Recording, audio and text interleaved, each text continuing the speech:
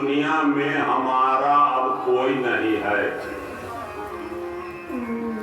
जिस शरीर को हम साबुन तेल लगा करके इत्र का स्प्रे बार बार करते हैं वो अभी हमारा नहीं होगा, यह भी हमको अब छोड़ने वाला है। दूसरी बात कि जीवन में कुछ विकार यही खराब अन्न वगैरह खाने से हो जाता है। अन्न दूषित होगा तो मन दूषित होगा, इसलिए अन्न को तो पूर्ण रूप से कोशिश करें कि हम पवित्र भोजन करें। पवित्र मानसिकता रहेगी तो आपसी जो ईर्ष्या द्वेष है आज समाज में, अब थोड़ा सा हम ले जा रहे हैं आध्यात्म तत्व ज्ञान के ओर। आज जिस पुत्र के मोह में भतीजा के एक बित्ता हरण करते हो, पिछले जन्म में वही तुम्हारा बेटा था। आज तुम क्या कर रहे हो उसको पहचानते नहीं हो। तो आज इस प्रकार की ममता हो रही है उस पर। क्यों? क्योंकि वह जो भतीजा जो पूर्व जन्म में बेटा था उसको तुम भूल गए हो, नहीं जानते हो, विस्मरण कर गए हो।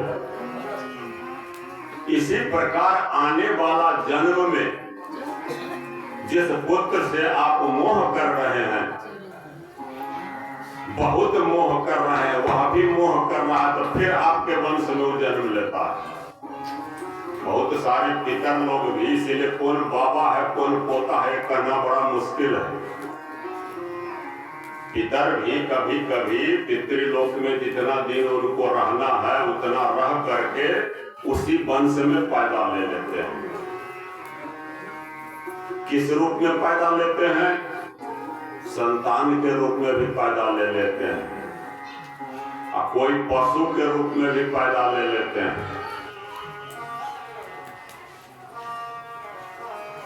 थोड़ा सा यदि गलती हो जाए, कैसे गंगा जी, ऐसे जमुना जी, तुलसी माता, ये सब स्वर्ग में रहने वाली चीज धरती पर आज क्यों है? थोड़ी थोड़ी अगर गलती हुई उसी से यह हाल हो गया कि आना पड़ा। ये मृत्यु भुवन तो सबसे खराब है। इस पर ऐसा भी होता है कि जिसको बहुत धन जमा करके धनी बना करके सेठ जी अपने संतान को मृत्यु को प्राप्त कर लेते हैं। इसके बाद कुत्ता बन के उसके दुकान पर जाते हैं, दुनिया में लगाते हैं हाथ की ले डंडा।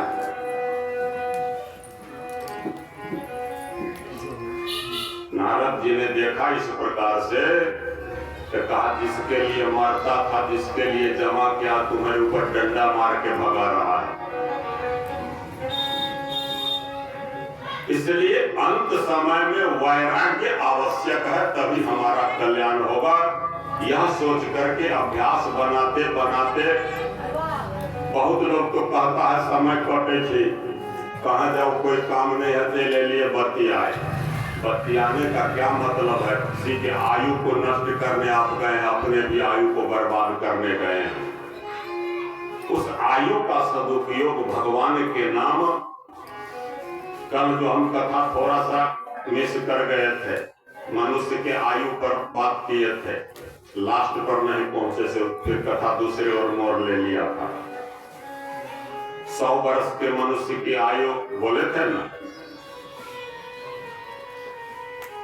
अपने आयु पर विचार करके जरा सोचना है। इसमें 50 वर्ष तो आधा रात्रि और 50 वर्ष दिन।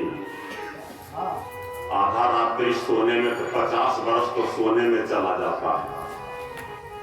उस 50 वर्ष में आप और निकालिए, स्नान करते हैं, भोजन करते हैं, रिश्तेदारों से मिलते हैं, सबको इसी तरह से घटाते घटाते तब देखिए जो आयु आपको 100 वर्ष भगवान दिया उसके लिए आप कितना निकालते हैं। 24 घंटा पर बैठा लीजिए, भगवान कहते हैं कि मैंने तुमको 24 घंटे की आयु दी, उसमें से बेटा मुझे भी कुछ लौटा दो, तुम्हारे ही काम आएगा, हम तो कुछ रखते नहीं। अपने अपने दिल पर हाथ रख के सोचिएगा, तो 24 घंटा में भगवान को कै मिनट देते हैं? 24 घंटा में 12 घंटा तो आपका चला गया बेफालतू में, रात्रि में। उस 12 घंटा में भी बांटिए, 1 घंटा भी तो चाहिए कम से कम 10 मांस। कितना यदि भगवान के लिए निकालते हैं, अभ्यास होता रहे, तो अंत समय में भगवान के नाम आ जाए, यही इस जीवन का सफल है। और सारा कुछ नहीं, सब शून्य है, जीरो है। बोले से वृंदावन बिहारी लाल की। थोड़ा सा भगवान के नाम हो जाए। हरे राम हरे राम, राम राम हरे हरे, हरे कृष्ण कृष्ण, कृष्ण कृष्ण हरे हरे,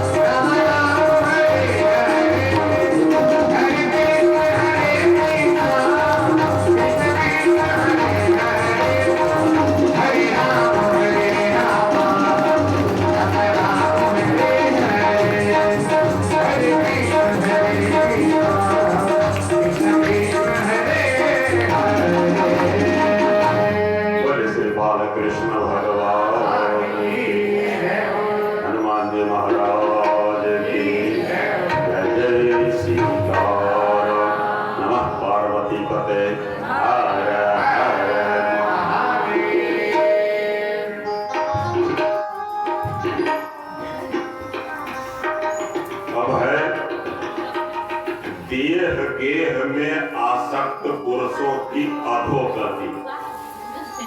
एक तो मार्ग कि संन्यास धर्म लेते हुए भगवान के ध्यान करते हुए यदि शरीर छूट जाता है तो उत्तम गति है।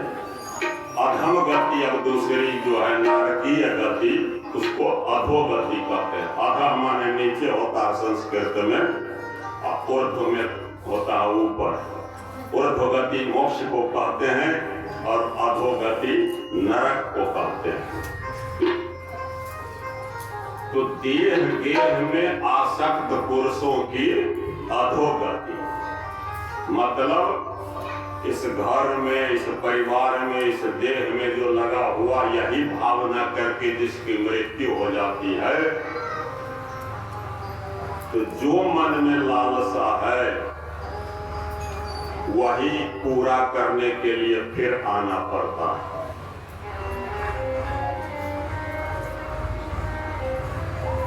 बहुत जो स्त्री में आसक्त है पुरुष, वह पुरुष स्त्री बन के जन्म लेता है। आगे एक कथा है कि भरत जी महाराज का, तो ऐसे महान संत भी हिरण्य के योनि को प्राप्त कर गए। आगे कथा में आएगी ये प्रश्न। तो देह गेह में जो आसक्त है उसको नरक कैसे प्राप्त होता है? तो जीव माता के गर्भ में आता है। माता की गर्भ क्या है? वह भी एक नरक है। मलमूत्र, विष्ठा, शरीर में कुछ कीड़ा मकोड़ा भी पाया जाता है। गर्भ में आने के बाद तो जेल में भी थोड़ा सा आदमी हिल डुल सकता है, लेकिन वह ऐसा जेल होता है जिसमें हिल डुल भी नहीं सकता। माता जो भोजन करती है उसी भोजन के तत्व से वह पलता है। इसलिए कहा कि गर्भवती महिलाओं को अत्यधिक तीखा, मिर्चा से तीत हो, अत्यधिक नमकीन हो, अत्यधिक कसैला हो, वो नहीं खाना चाहिए। जिह्वा स्वाद के लिए जो नहीं मानती है, खा लेती है, तो बच्चा अंदर में दुख भोगता है, छटपटाता है उस पीड़ा से। उस पीड़ा को बहुत कठिन से सहता है।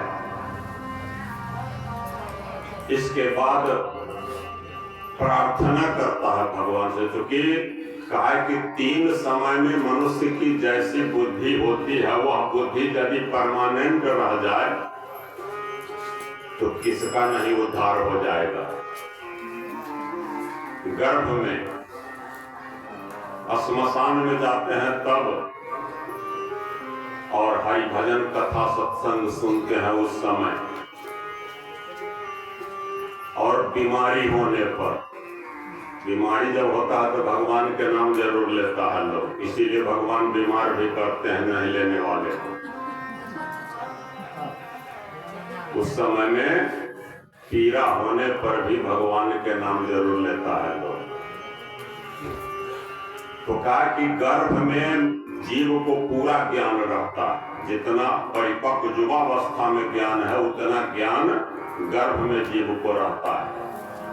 उस समय भगवान के खूब प्रार्थना करता है कि भगवान, हम जिसके लिए अधर्म करके, चोरी करके, बेईमानी करके, ठगैती करके धन अर्जन किया, हमारा खा करके तो सब चला गया, आज अकेला सबके बदले मैं भोग रहा हूं। हे प्रभु, अब मैं जब बाहर जाऊंगा तो आपके चरण का आश्रय लेकर ही जो कुछ होगा करूंगा। लेकिन जैसे ही जीव प्रसूति के वायु वेग से बाहर आता है, भगवान के माया उसको पकड़ लेती है। वो जो कुछ जानता है उसका ज्ञान शून्य हो जाता है।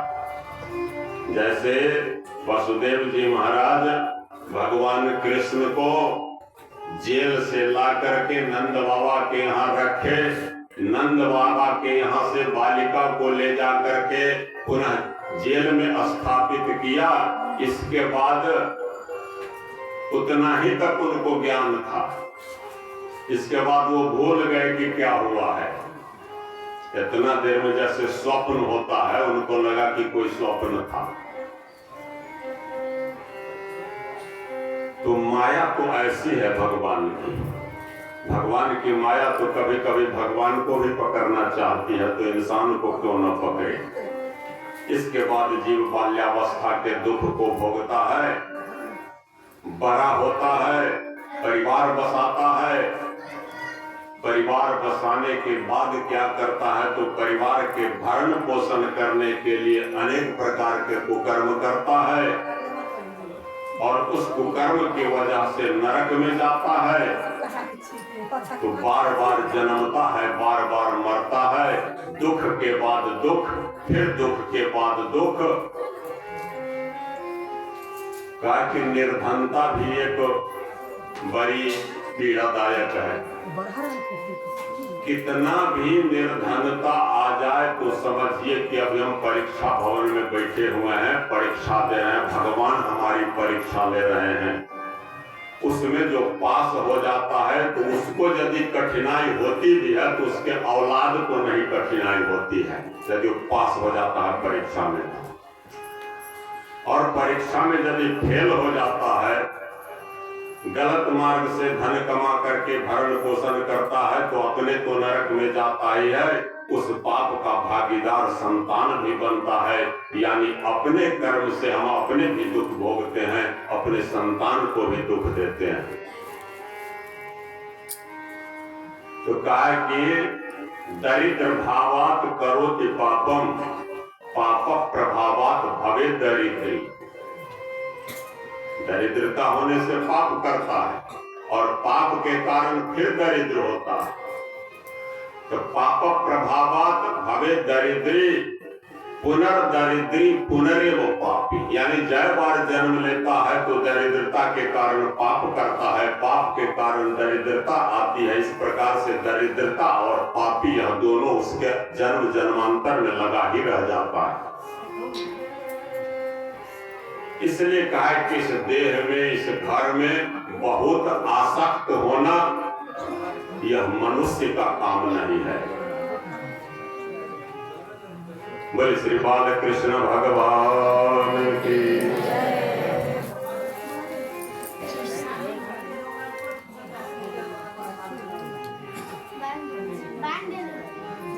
अब स्वयंभू मनु अपने पुत्री के विवाह कर्दम ऋषि से कर दिए। वहां तक के कथा में गए थे। 3 पुत्री थी, 1 पुत्री आकोटी जो रुचि प्रजापति को समर्पण किए। रुचि प्रजापति, आज हम लोग जो कोई श्राद्ध कर्म करते हैं तो उसमें अंत में रुचि है, रुचि है, रुचि है बोलते हैं, उनका नाम लेते हैं। श्राद्ध कर्म करने में रुचि प्रजापति का नाम है, जिनका नाम लेने से श्राद्ध सफल हो जाता है। क्योंकि रुचि प्रजापति ने एक स्तोत्र लिखा है, पितर की स्तुति लिखी है। उन्हें संतान नहीं हो रहा था, तो अपने पितर के स्तुति किए। संतान की कामना भी उन्हें नहीं थी, उन्हें संतान की कामना नहीं थी। उनके पितर आकर के कहते हैं कि तुम संतान उत्पन्न करो।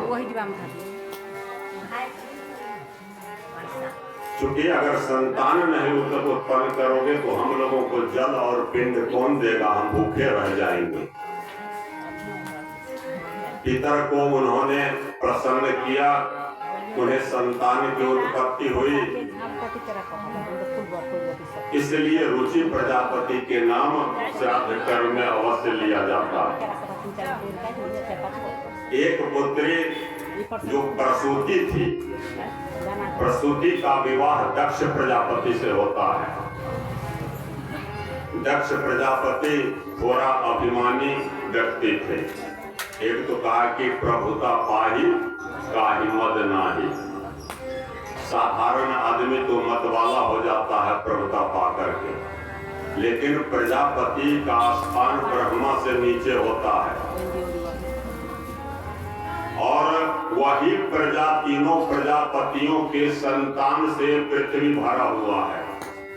जितने देखते हैं मनुष्य ही नहीं, देवता, गंधर्व, यक्ष, किन्नर, नाग, अप्सरा, किमपुरुष।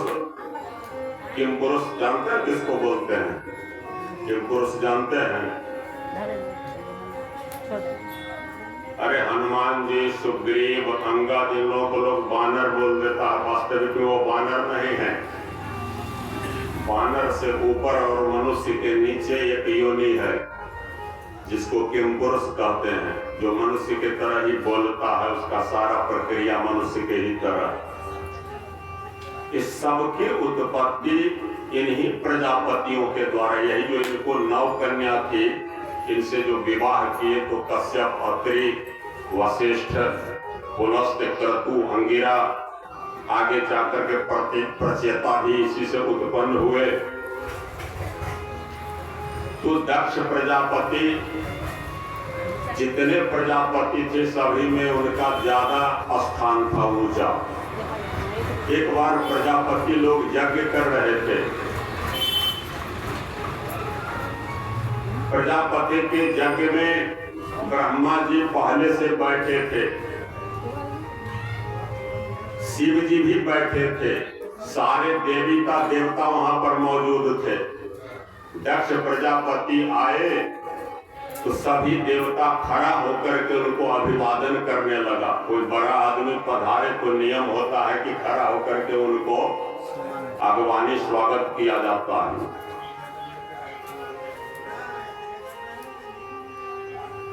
सारे के सारे उठे, महादेव बैठे हुए थे। कभी कभी ऐसा होता है जिसको गलतफहमी कहते हैं हिंदी में।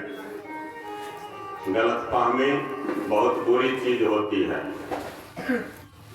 अब जैसे हम इस व्यास आसन पर बैठे हुए हैं, अभी कोई हमसे विशिष्ट व्यक्ति आ जाए जो हमारे गुरु श्रेणी में है,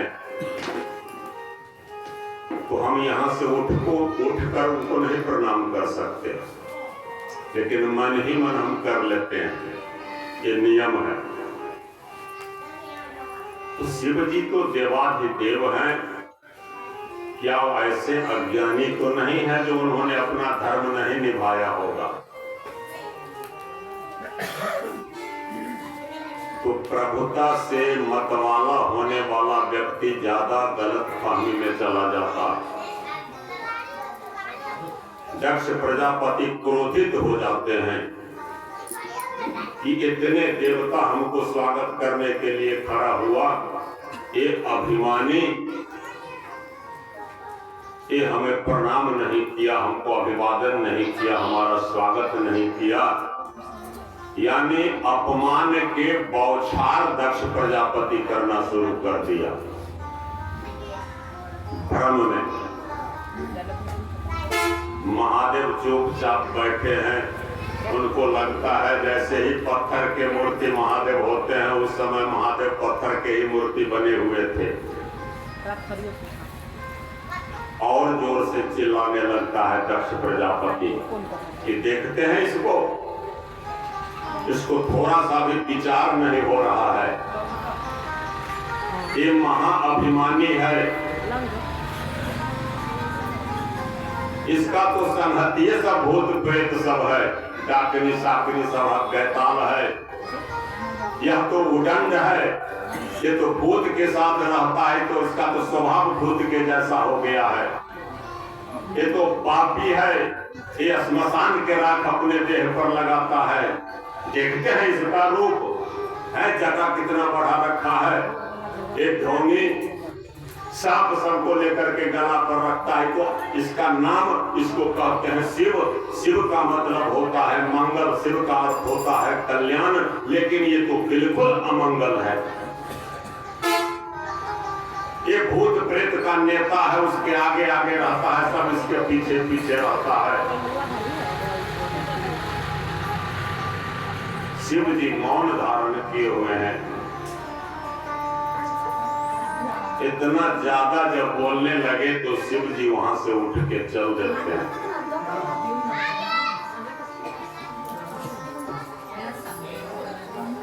वो सभा समापन हो गई। आगे प्रसंग होता है कि दक्ष प्रजापति यज्ञ तो बहुत किया करते थे, उनके यहाँ एक बहुत भारी यज्ञ का आयोजन हुआ।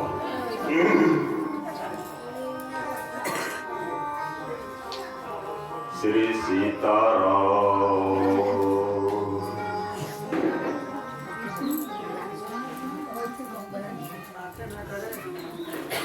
3 तरह के लोग होते हैं कथा सुनने वाले, आते हैं उसमें। एक होते हैं श्रोता, उत्तम श्रोता, शुरू से अंत तक अच्छी तरह से कथा को पीते हैं, कान से पीते हैं, उनको श्रोता कहा जाता है। एक तो होते हैं श्रोता, आए कोनो पाया के उंगठ करके पूरा नींद ले लेते हैं, उनको कोई दिक्कत नहीं। कथा कहने वाले व्यास जी को भी कोई दिक्कत वैसे श्रोता से नहीं, भाई घरे उनको पोता पोती नहीं सोने देता होगा, कम से कम उससे तो कथा के नाम पर चले आए जो घर छोड़ करके यहाँ सो लेते हैं। आइए होते हैं सरौता, सरौता में से कट कट के आवाज जो आता है, तो जहाँ बैठते हैं वहाँ कट कट के आवाज करता रहता है, और कतरने का भी काम होता है उससे, सरौता से। तो उस सरौता जो आएंगे उनको कोई माने कथा सुनने से नहीं है, वो आएंगे यहाँ देखने। ये जजमान कुर्सी पर बैठे, उनको नीचा में बैठना चाहिए। लाइट थोड़ा और ये रहता, माइक भी ठीक नहीं है, तबला बजाने वाला भी थोड़ा है डाउन, व्यास के गला थोड़ा मोटा है, जाते वहां बैठने की व्यवस्था सही नहीं है। बस यही सब उनको देखना है और उनको कोई माने मतलब नहीं। कथा श्रवण करने वाले के लिए एक मूर्ति, एक बनिया रखे हुए था पीतल का। पीतल के मूर्ति सेम वजन का था, 250-250 ग्राम दोनों मूर्ति, दोनों में से कोई फर्क भी नहीं था, डिजाइन में भी नहीं। दाम पूछा इस मूर्ति का कितना दाम है, तो 100 रुपया, और दूसरे का तो 1000 रुपया। भाई ऐसा काहे है? मूर्ति एक तरह का है, वजन भी एक है, मेटल भी एक है, तो दाम 2 तरह के 1000 रुपया के अंतर क्यों है? तो काहे को धागा दिया जिसको कान में घुसा के देखिए, तो कान में घुसाया 100 रुपया वाला मूर्ति के, तो दूसरे कान होकर के निकल गया, और दूसरे मूर्ति को जो घुसाया तो वो धागा पेट में चला गया। तो वही पीतल के मूर्ति जो लोग बैठे हुए हैं, एक ठोके कथा पेट में आए, वो क्या ईमान आया, ईमान गया। बोले से वृंदावन बिहारी लाल की। दक्ष प्रजापति के यज्ञ जो हो रहा था, तो चारों तरफ से देवी देवता विमान पर जिनका जो जो वाहन था उसे चढ़ चढ़ के जा रहे थे देखने के लिए। कैलाश पर्वत होकर के भी देवता, गंधर्व, यक्ष, किन्नर सब गुजर रहे थे। किसी देवी का कुंडल ज्यादा चमक रहा था तो लगा कि उसका प्रकाश आ रहा है। सती जी पूछते हैं कि महादेव से ये कौन सी चमक है, न बिजली है न कुछ है। जा रहा होगा, कोई कहीं जा रहा होगा। थोड़ा सा मठेर देते हैं शिव जी। इसके बाद देखते हैं कि झुंड के झुंड देवता, यक्ष, गंधर्व, किन्नर सब जा रहे हैं। बहुत भीड़ लगी हुई है, आपस में बातचीत भी कर रहे हैं। यहाँ जाते हैं दक्ष प्रजापति के यज्ञ को देखने। ये आवाज सती के कान में जाती है, तो हमारे पिताजी के यहाँ यज्ञ हो रहा है, हमें भी जाना चाहिए। महादेव से कहते हैं, देवाधिदेव हे नाथ, हमारे पिता के यहाँ तो यज्ञ हो रहा है। भोलेनाथ समझाते हैं कि तुम्हें निमंत्रण मिला है, जहाँ निमंत्रण न मिले वहां नहीं जाना चाहिए। सती कहती हैं कि पिता के घर में तो बगैर निमंत्रण भी जाने का विधान है, ऐसा शास्त्रोचित नियम है। पिता के घर में बेटियां कभी भी जा सकती है, निमंत्रण हो न हो। आज बेटी का जो है स्थान बेटा से 100 गुना नहीं, 1000 गुना नहीं, हमारे नजर में तो करोड़ गुना ऊंचा स्थान है। आज बेटी न हो तो सृष्टि न चले। घर में कोई यज्ञ होता है, हम लोग तो बराबर यज्ञ वाले घर में पधारते हैं, या बड़ा बड़ा अनुष्ठान हो या जो हो। एक जगह तो पूछ दिया, हम की घर के बेटी है तू? कहा के ना बुझलिया। हम पहले तुमको सुबह से जो काम करते हुए देख रहे हैं, इसी से समझ लिए हैं कि तुम बेटी है। कहे ये घर के साली है, ये सरोजनी है ना, कहा समझ गए उसके एक्टिविटी से। लेकिन दुर्भाग्य है हम लोगों का, पिता रहते हैं दरवाजे पर, बेटियां जन्म लेती है, आके कोई कहते हैं जो बेटी हुआ है, तो ऐसा मुंह हो जाता है जैसे फिटकिरी मुंह में चला गया हो।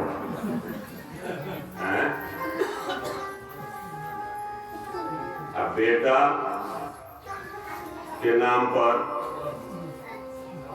तो खूब चलता है, बर्थडे चलता है, छठिहार में भी अब भोज होने लगा है, छठिहार में सुंदर कांड भी होने लगा है। बड़ा दुर्भाग्य है ये बात। 10 दिन 10 रात्रि तक अशुद्धि रहती है, लेकिन देखते हैं बहुत जगह लोग छठिहार में, और व्यास जी महाराज को भी लगता है सुंदरकांड करने वाले को जैसा कहीं छूट जाएगा तो पकड़ लिया जाए, उस असौच के अंग खाते हैं और भजन करते हैं। ये सब अच्छी बात नहीं है।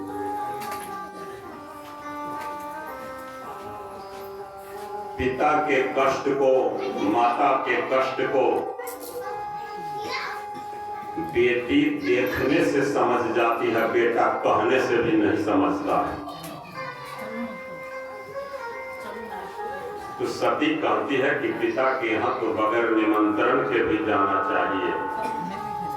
लेकिन सती को ये पता नहीं है कि हमारे पति को कितना घोर अपमान हमारे पिता के द्वारा किया गया है। सती जिद कर देती है।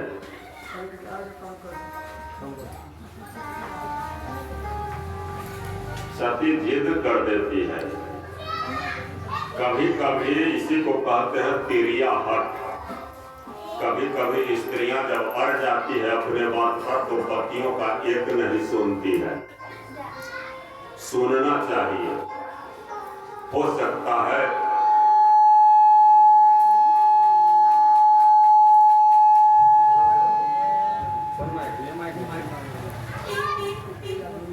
हर व्यक्ति का अपना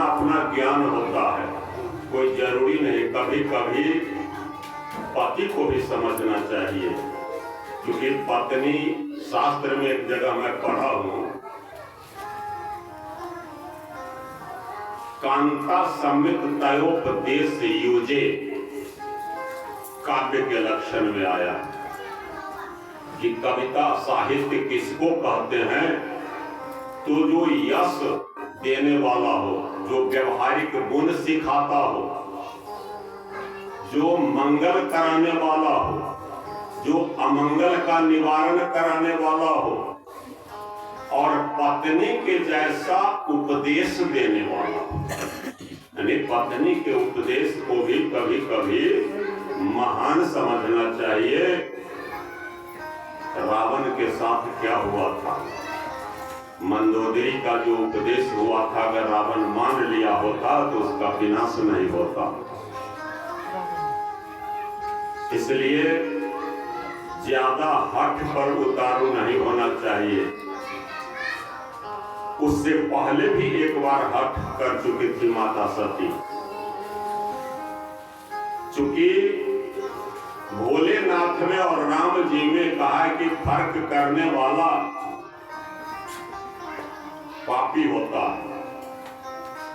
कोई कहता हम राम भक्त हैं और शिव जी के वो कहे कि हम नहीं मानते हैं, और शिव भक्त कोई है कहे हम राम जी के नहीं मानते हैं, तो समझिए दोनों उस पथ से गिर गया। दोनों में से दोनों किसी को नहीं मानता।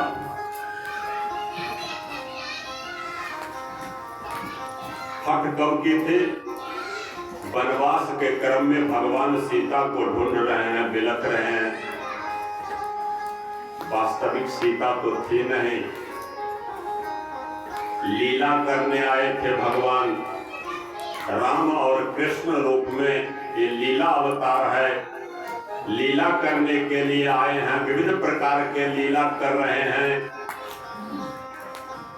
परम ब्रह्म परमात्मा जो सारे संसार के रुदन को बंद कराने वाले होते हैं, वो आज खुद रो रहे हैं पत्नी के वियोग में। वो तो संकल्प मात्र से एक बार में चाहते तो फूंक देने से लंका जल जाता, तो लीला फिर कैसे होती? अब देखा ऐसा जाता है कि शिव जी जब ध्यान लगाते हैं, जब कभी सीताराम सीताराम सीताराम जय सीताराम,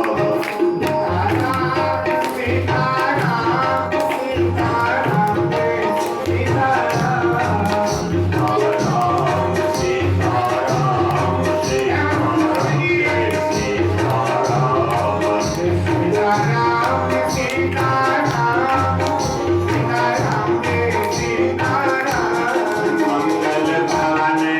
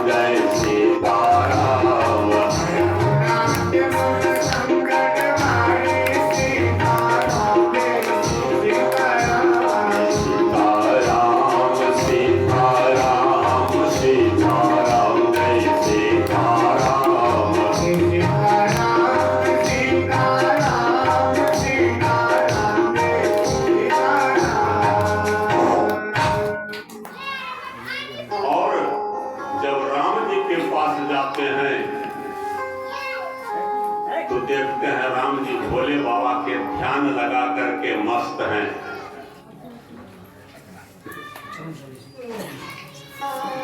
नमामि समीशान निर्वाण रूपं विभुं व्यापकं ब्रह्मवेद स्वरूपं निजं निर्गुणं निर्विकल्पं निरेहं चिदाकाशमाकाशवासं भजेऽहं निराकारमङ्कारमूलं तुरीयं गिराज्ञानगोतीतमीशं गिरीशं करालं महाकालकालं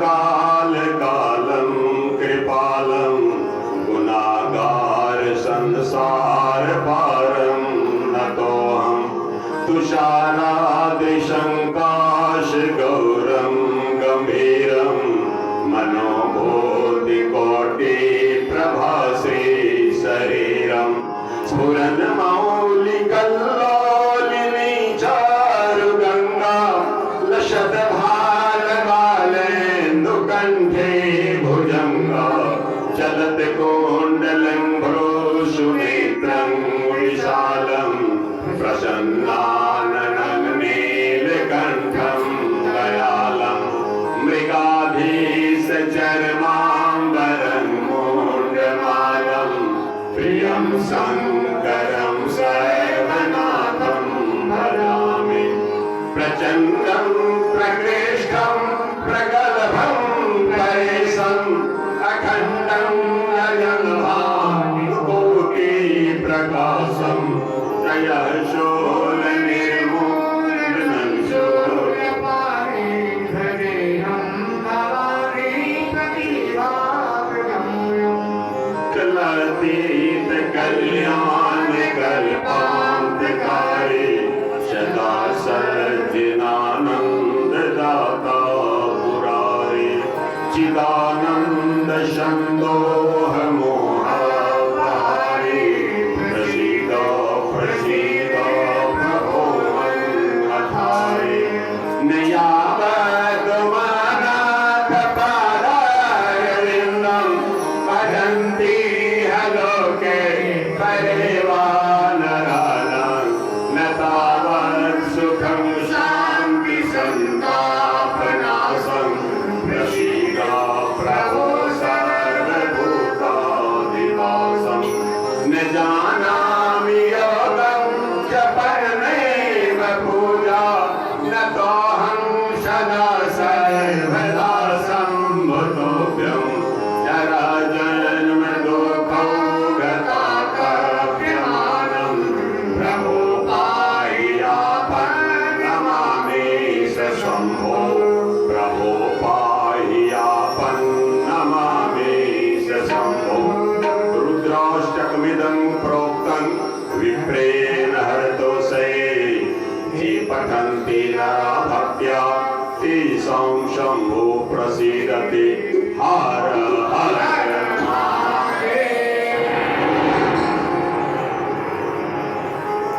विचित्र बात है। अरे कौन गुरु है कौन चेला है समझ में नहीं आ रहा है। कभी कभी ऐसा प्रश्न आ जाता है जीवन में, प्रश्न होता है यह सत्य या वह सत्य, दो चीज सामने है। प्रश्न है कि कौन सत्य है, यह सत्य है या वह सत्य है। उसका उत्तर होता है यह भी सत्य वह भी सत्य। अर्थात भोलेनाथ सीताराम जी को भजते हैं और सीताराम राम जी भोले बाबा के भजते हैं। फर्क ही नहीं लग रहा है कि कौन गुरु कौन चेला। तो पूछती हैं सती कि नाथ बड़ा कठिन लगता है आप दोनों के, आप जो करते हैं वो जो अभी घूम रहे हैं उन्हीं का नाम आप जपते हैं। हाँ देवी, लेकिन इनको भरोसा नहीं होता। करना वो परमात्मा होते जिनको भोलेनाथ भी भज रहे हैं तो कहीं भी राती अपनी पत्नी को देख लेते। परमात्मा यह नहीं है, कोई दूसरा होगा। भोलेनाथ से कहते हैं तो भोलेनाथ कहते हैं तो मन में संदेह है तो जाइए परीक्षा ले लीजिए, लेकिन बुद्धि से परीक्षा लीजिएगा। एक लाइन उसमें जोड़ दिए, परीक्षा लेने जाते हैं तो दिमाग से लीजिएगा। परीक्षा लेने तो गई सती लेकिन दिमाग नहीं लगाई, यानी पति पर भी विश्वास नहीं हुआ, पति के आज्ञा का भी पालन नहीं हुआ। पति तो कहते हैं हमारे परमात्मा, हम मान लेना चाहिए, इसमें क्या जाता। तब गई है परीक्षा लेने तो कहते हैं सीता के वेश बना लेते हैं, परमात्मा होंगे। तब देखते हैं कि वो क्या सोचते हैं। माता सीता के रूप बना करके जाते हैं, थोड़ा दूर आगे ही रहते हैं तो श्री राम जी कहते हैं माता भोलेनाथ कहाँ पर अकेले घूम रहे हैं। बड़ी शर्मिंदगी हुई। आए शिव जी कहते हैं क्या क्या हुआ। हाँ वही है। तो अब तो अनर्थ हो गया। हम जिनके चरण के पूजा करते हैं, जिनकी वंदना करते हैं, उस माता का रूप आप धारण कर लिए तो आपको हम क्या समझे। अब हो गया विदाई, अब हमारा आपका अब इस जन्म में मामला खत्म।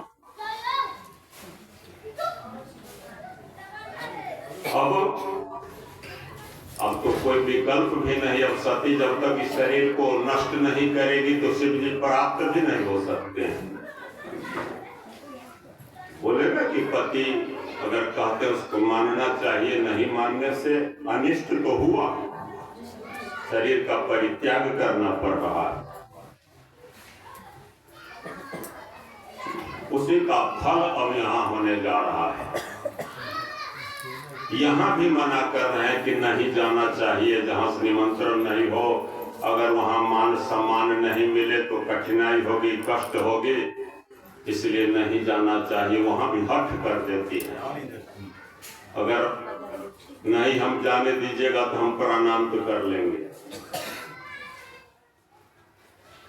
हरि इच्छा भावी बलवाना, मानस में गोस्वामी जी लिखे हैं कि प्रबल जो हरि की इच्छा है। एक लाइन ये भी लिखे हैं कि भावी मेट सकहि त्रिपुरारी। बहुत लोगों को हम लोग कहते हैं कि भगवान शिव जी के शरण में जाइए, शिव जी के पूजन कीजिए, उनके महामृत्युंजय जप के अनुष्ठान कीजिए, रुद्राभिषेक कीजिए, नमः शिवाय मंत्र का जप कीजिए, क्योंकि उनमें ये ताकत है जो ब्रह्मा जी के लिखे हुए को थोड़ा सा इधर उधर कर दे सकते हैं। विधि के लेख को ये उतना सामर्थ्य है शिव जी में, भाग्य रेखा को बदल सकते हैं। लेकिन भगवान विष्णु की जो इच्छा है, हर इच्छा भावी बलवाना, शिव जी कहते वही में हमने अच्युत थे, हमारा बस से बाहर के बाद। इसीलिए कहते हैं कि यदि कोई भारी विपत्ति आ जाए तो उतना नहीं दुखी होना चाहिए जितना दुखी लोग हो जाते हैं। वहां पर ही मान लीजिए कि हरि की यही इच्छा थी, हम तो उसको कर नहीं सकते हैं। हमको जितना करना था, किसी का पुत्र नष्ट हो जाता है, डॉक्टर के यहाँ ले जाता है, जितना काम तुम्हारा था तुम कर दिया, और उससे आगे जिनका काम था वो भी कर रहे हैं अपना काम। और कोई अच्छा काम यदि हमसे हो गया तो तखनी अपना मोच तान के कहते हैं जो हम के लिए ये बिल्डिंग हम बनाए हैं, ये खेत हम खरीदे हैं। वहां भी कहिए जो हरि कृपा। यह जीवन दो शब्द के बीच में झूल रहा है, हरि इच्छा और हरि कृपा। बहुत अच्छा हो रहा है, तुझे हरि की कृपा है इसलिए हम कर रहे हैं, ये नहीं। हम कहने वाला यदि ऐसा होता है तो एक साधारण झोपड़ी में रहने वाला व्यक्ति को बेटा हुआ और एक महल में रहने वाले, दोनों के यहाँ एक समय में बेटा पैदा हुआ। तो महल वाला तो शायद 2-4 वैरायटी का दूध रखता होगा वो बच्चा के लिए, रखता है?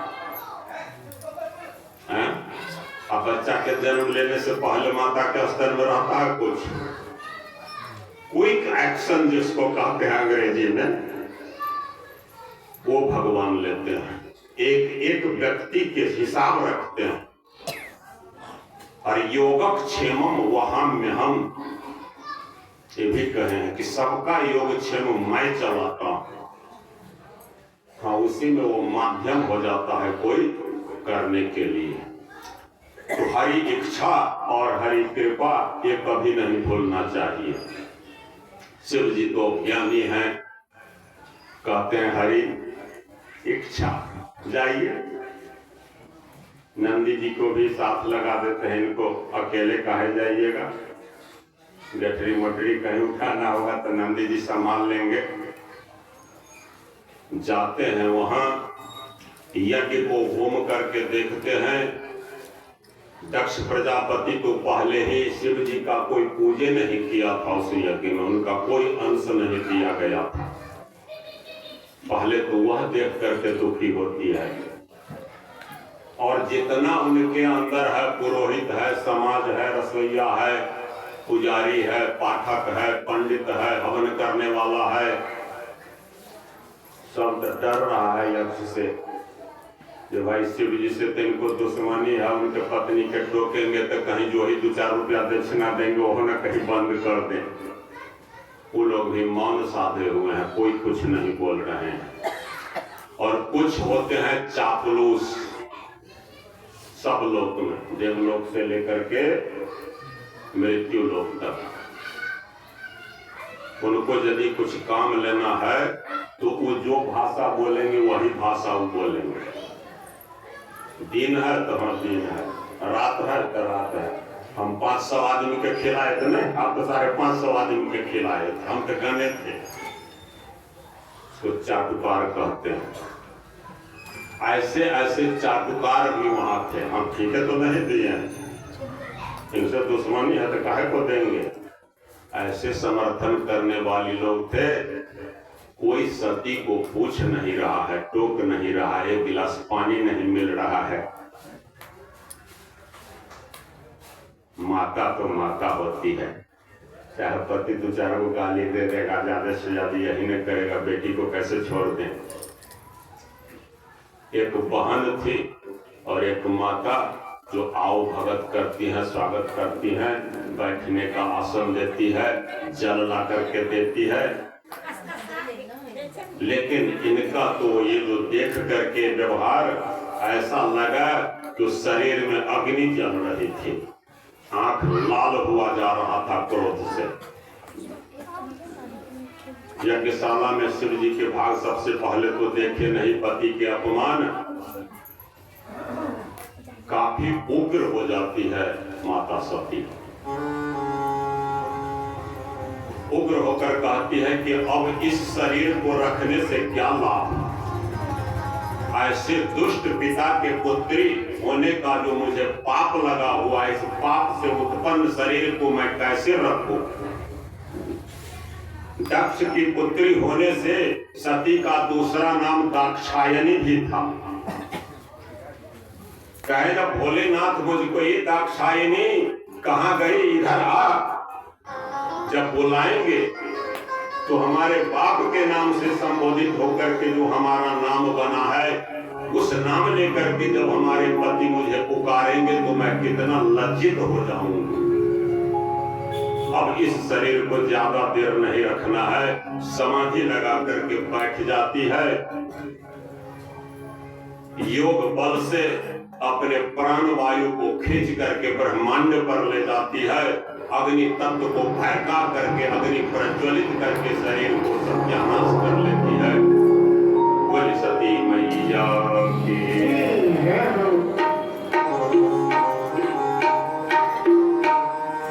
अब क्या होता है, माता सती जब दग्ध हो जाती है तो नंदी को बड़ा क्रोध आता। तो नंदी तो अकेले नहीं थे, उनके साथ भी कुछ रुद्रगण थे। वो रुद्रगण किसी के हाथ में लाठी है, डंडा है, जिनका जो हथियार था वो लेकर के चले कि इस यज्ञ को ध्वस्त कर दो। नंदी कहते इस यज्ञ को ध्वस्त कर दो, मारो, सबको मारो। जैसे ही आक्रमण करते हैं शिवगण, तो उनके आचार्य थे, यज्ञ के आचार्य, अपहता असुरा रक्षा गुंसी वेदिकदः, मतलब ये जो आक्रमणकारी है इसका विनाश हो जाए, इससे हमारी रक्षा हो, इस मंत्र से आहुति देना शुरू कर दिया। इसके बाद उस अग्नि कुंड से एक वीर पैदा लेता है और उस वीर के साथ एक नहीं हजारों वीर निकलने लगता है, रुद्रगण को पीट करके भगाने लगता है, भगदड़ मच जाती है, रुद्रगण भाग जाते हैं। ऐसा विशाल सेना वहां प्रकट कर दिया। वो लोग वापस जाते हैं, शिव जी को पता चलता है तो शिव जी सती के वियोग को याद करते हुए काफी क्रोधित हो जाते हैं। उनका तीसरा नयन खोलना चाहता है, लेकिन तीसरा नयन जो महापुरुष होते हैं, जो शक्तिशाली होते हैं, अपने ताकत का इस्तेमाल जल्दी नहीं करते हैं। भारी सहे भार, खेती सहे उजार। एक जटा निकाल करके पटक देते हैं धरती पर, क्रोधित होकर।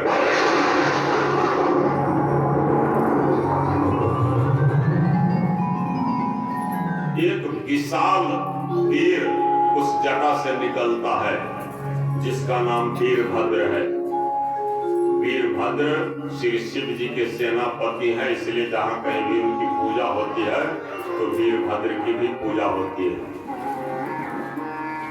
बहुत विकराल स्वरूप, बहुत उग्र स्वरूप, अनेक प्रकार के अस्त्र शस्त्र हाथ में लेकर के उग्र होते हैं, और एक दो नहीं, हजारों नहीं, लाखों नहीं, करोड़ों रुद्रगण वहां से चल देते हैं दक्ष के यज्ञ को विनाश करने के लिए। जैसे ही आक्रमण करते हैं, कोई मंडप का खंभा तोड़ रहा है, कोई यज्ञ के बर्तन को पटक के फोड़ रहा है, कोई पूजा कराने वाले जो हवन करने वाले हैं उनको पीट रहा है, फेंक रहा है, कोई यज्ञ के कुंड में पेशाब कर रहा है।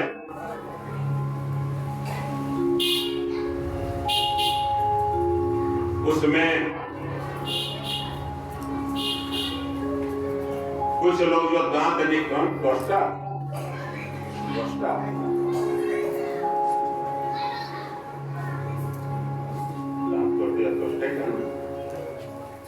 जो था बड़ा हंसता था, दांत निकाल निकाल कर।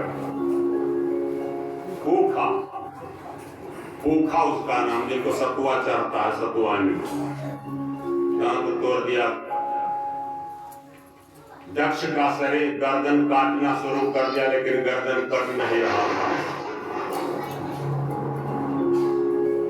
इस प्रकार से भारी उपद्रव करके सभी को त्राहिमाम मचा दिया। सारा यज्ञ खत्म हो गया। सारे पुरोहित जो कुछ थे, कोई किसी का हाथ टूटा हुआ है, किसी का पैर टूटा हुआ है, त्वष्टा के आंख फोड़ दिया गया था, क्योंकि त्वष्टा ने मटका मटका करके इशारा दे रहा था वीरभद्र को, इसको, दक्ष प्रजापति को। सारा यज्ञ ध्वंस हो गया। दक्ष प्रजापति का सिर जब नहीं कट रहा था तो बाहर लाकर के जो देखा, जो पशु के बलि जहां पर दी जाती है वहां घसीट करके वीरभद्र ले जाता है और अपने हाथ से दक्ष का गला काट देता है। यज्ञ अधूरा रह गया। सारे लोग वापस कैलाश को चले गए। इसके बाद भगवान विष्णु ब्रह्मा जी आते हैं कि यज्ञ तो अधूरा रह गया। भगवान विष्णु तो पहले ही उस यज्ञ में अनर्थ होने वाला था, इसलिए उस यज्ञ से निकल गए थे, यद्यपि कि भगवान विष्णु की पूजा वहां की गई।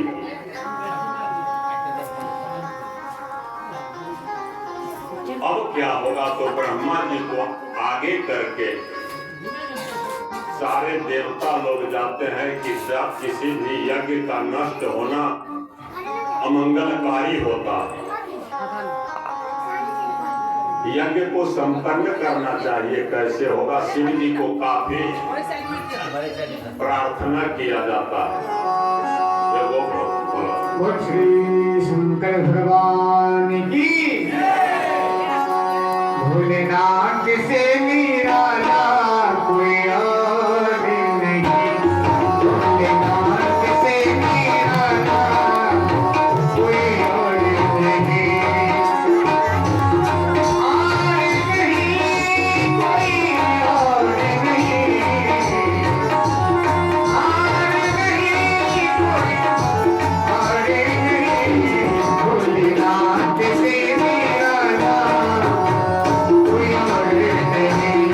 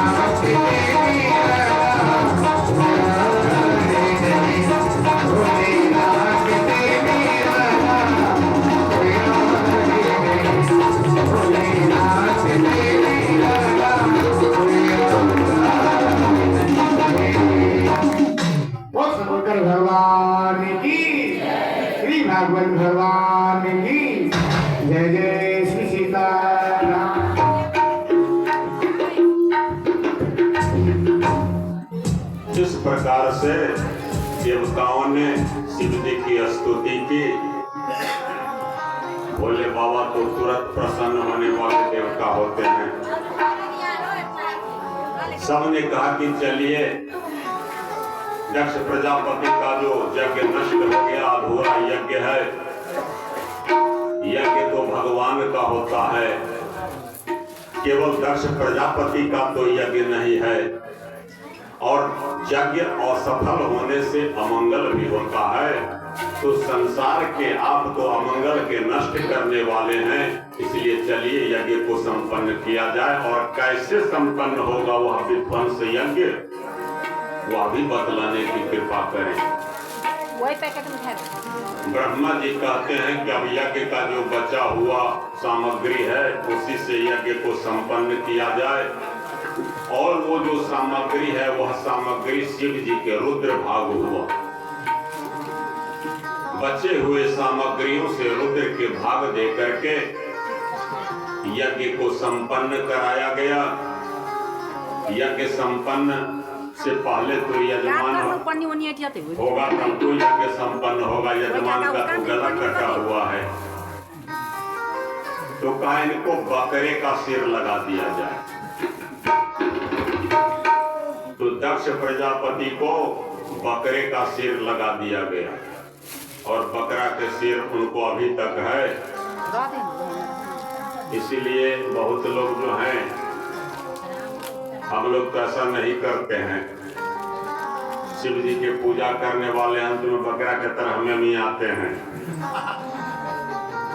उनका धारणा यह होता है कि दक्ष में मिया रहा है तो भोला बाबा हंसेंगे। और जो मातृभक्त होगा तो कहता है माता को तो कष्ट होगी कि हमारे पिता का नकल कर रहा है लोग। इसलिए हम लोग मातृभक्त हैं, तो हम लोग नहीं करते हैं उस चीज को। पुरोहित को भी कहा गया कि इसका जो है सो दाढ़ी बीच में लगा दिया जाए बकरे के तरह। तो उनको भी पूरा में दाढ़ी, चूंकि दाढ़ी तो रुद्रगण नोच चुका था पूरा।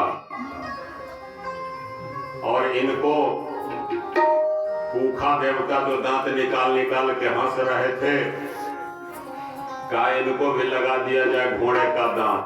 लेकिन वो भी दांत से चबा नहीं पाएंगे। ये यज्ञ भाग में जो पिसा हुआ यानी सतुआ वगैरह जो होता है पिष्ट, वही इनका भाग होगा। इस प्रकार से यज्ञ को पूर्ण रूप से सफल कर दिया गया। बोलिए श्री यज्ञ भगवान। अब स्वयंभू मनु के जो 3 पुत्रियां 3 प्रजापति के यहाँ गए, दक्ष प्रजापति के दामाद शिव जी हुए। अब स्वयंभू मनु के 2 पुत्र हुए, उत्तानपाद और प्रियव्रत। 2 पुत्र हैं। मनु शत्रुपा से जहां से स्टार्ट हुआ वहां की बात है। अभी 9 कन्या के 9 जगह और ऋषि महर्षियों से विवाह करा के निश्चिंत हो गए हैं। उत्तानपाद के 2 पत्नियां हैं, सुरुचि और सुनीति। बड़ी पत्नी सुनीति है और छोटी पत्नी जिसको बाद में विवाह किए हैं वह सुरुचि है। सुरुचि जैसे ही घर में आती है तो नाम है सुरुचि, माने अपना रुचि से चलने वाली। और एक है सुनीति, नीति, सु मतलब सुंदर, सुंदर नीति से चलने वाली, धर्मशास्त्र के आधार पर चलने वाली।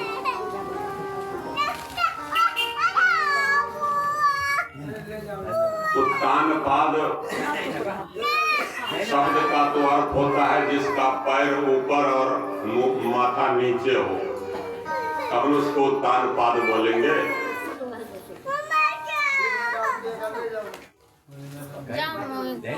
उत्तानपाद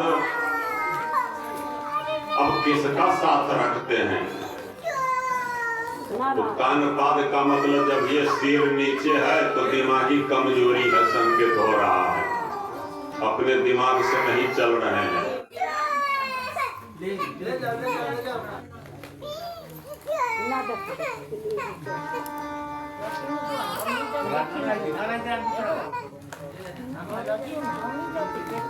जैसे ही सुरुचि उत्तानपाद के घर में आती हैं तो नाम भी सुरुचि है, काम भी सुरुचि है। अब अपना रुचि के अनुसार चलना चाहती है। उत्तानपाद से कहती है कि हमको इस घर में रखिएगा तो पहले तो इसको निकाल देना होगा।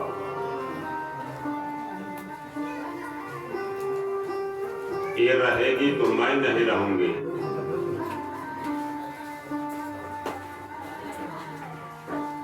और ऐसे भी अरेंज मैरिज से शुरू में लव मैरिज थोड़ा विशेष बलवान होता है। मान लेते हैं बात राजा। सुनीति तो ऐसी है, अरे हमारी छोटी बहना है, अब तो इसी के लिए अच्छा है, पूरा घर द्वार छोड़ देती है, बाहर कुटिया में जगह ले लेती है, भगवान के भजन करती है। एक पुत्र है जिसका नाम ध्रुव है। इधर सुरुचि के भी एक पुत्र है उत्तम। उत्तम को बहुत प्यार करते हैं राजा। एक बार की बात है, राजा के गोद में सुरुचि का पुत्र उत्तम बैठा हुआ है। ध्रुव आता है। ध्रुव की इच्छा, बच्चे को तो देखते हैं ऐसा स्वभाव होता है, जो दादा के अगर छोटा पोता चढ़ गया गोदी में तो बड़ा बीमार करता है, हम भी चढ़ेंगे। गोदी पर जैसे ही चढ़ना चाहता है ध्रुव पिता के, तो बांह पकड़ के झटक देती है सुरुचि। औकात तुम्हारी क्या है जो इनके गोद में बैठने का? हमारा पुत्र राजा होगा और राजा के गोद में तो युवराज ही बैठता है।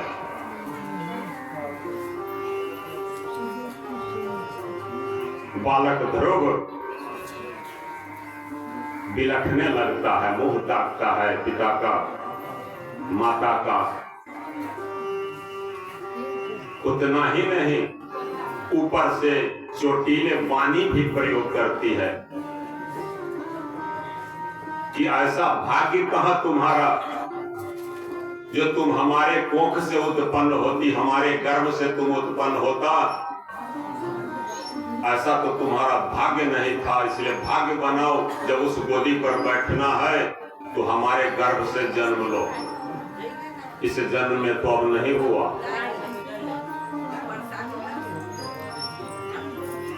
छोटा सा नन्हा बालक, बड़ा चोट आता है माता के वचन से, रोता हुआ बिलखता हुआ अपने माता के पास, सुनीति के पास चला जाता है। सुनीति से अपने व्यथा को कहता है। सुनीति अपने पुत्र को समझाती है। ये भी कहा था कि इतना है तो तपस्या करो, तपस्या करने से भाग्य बनेगा, तब हमारे गर्भ में जन्म लेना है। सुनीति, जिसका नाम सुनीति है, वह तो नीति पर रहती है, मान अपमान का कोई ख्याल नहीं करती है।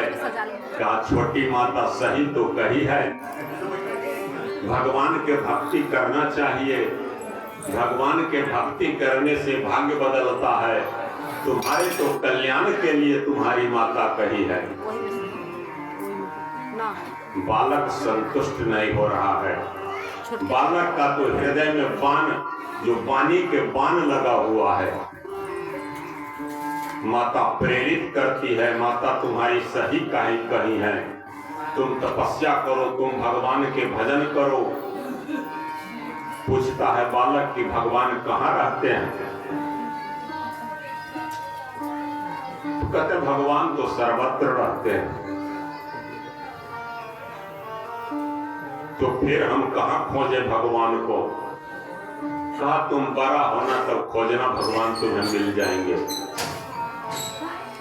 लेकिन ध्रुव कोई साधारण बालक नहीं है, क्योंकि साधारण माता के गर्भ से नहीं निकला हुआ है। जिसकी माता ऐसी हो जो अपने पति को भी छोड़ दिया सौत के लिए, और किसी प्रकार के मन में कोई विरोधाभास नहीं है, कोई उदासी नहीं है।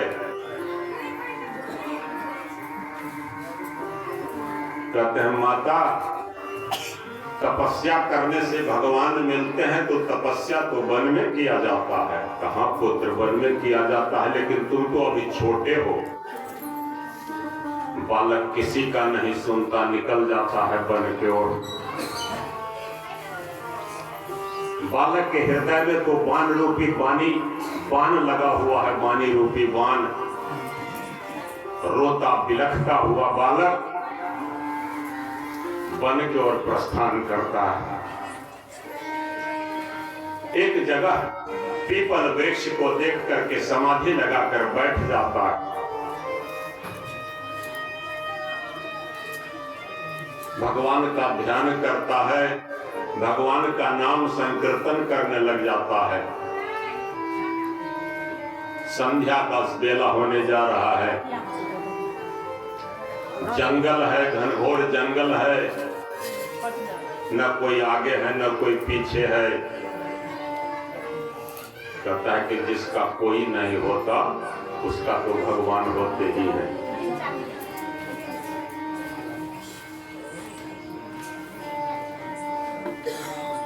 भगवान के ध्यान लगा करके बालक भगवान में लीन होकर के भगवान के नाम गाने लगता है। श्री कृष्ण गोविंद हरे